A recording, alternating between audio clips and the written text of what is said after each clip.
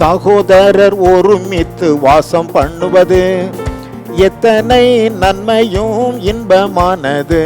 அது ஆரோனின் சிரசின் மேல் ஊற்றப்பட்டு அவர் அங்கிகளில் வடியும் தைலம் போன்றது.